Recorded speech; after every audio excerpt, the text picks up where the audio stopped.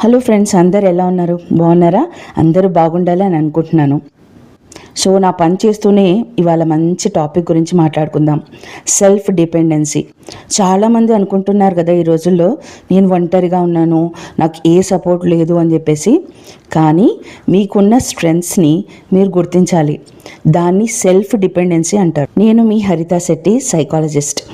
So ఎవరి మీద ఆధారపడకుండా మన ఎమోషన్స్ని మనం హ్యాండిల్ చేస్తూ, మన డెసిషన్స్ మనమే తీసుకుంటూ, మన స్ట్రగుల్స్ని కూడా మనమే ఫేస్ చేస్తూ కొలాప్స్ అవ్వకుండా ఉండడమే సెల్ఫ్ డిపెండెన్సీ.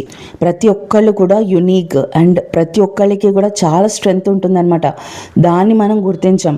సో ఎప్పుడు కూడా మనం వర్త్లెస్గా ఫీల్ అవుతూ ఎమోషన్స్ని మనం హ్యాండిల్ చేయకపోవడము అండ్ కాన్స్టెంట్గా మన ఏ డెసిషన్ తీసుకున్నా ఇంకోళ్ళ అప్రూవల్ కోసం ఎదురు చూస్తూ ఉండటము, అంటే మన మీద మనకి నమ్మకం ఉండదన్నమాట.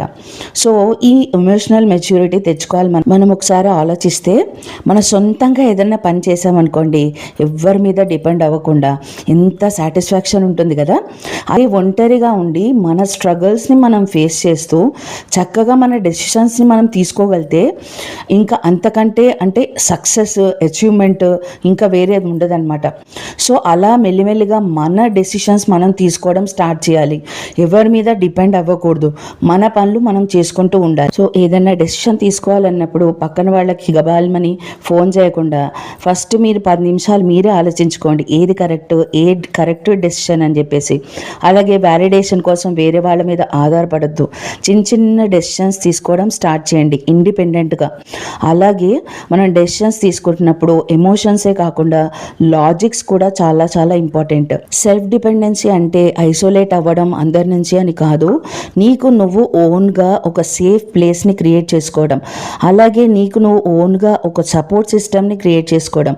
అప్పుడు రిజెక్షన్స్, తర్వాత ఎవరైనా నిన్ను డిస్ట్రాయ్ చేయడం అలాంటిది ఏమీ ఉండదుగా. అందరితో ఉంటూనే మీతో మీరు కనెక్ట్ అవ్వండి. మీతో మీరు మంచి రిలేషన్షిప్స్ పెట్టుకోవాలి. అది చాలా ఇంపార్టెంట్ లైఫ్లో.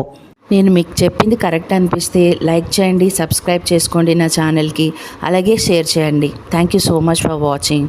Stay tuned.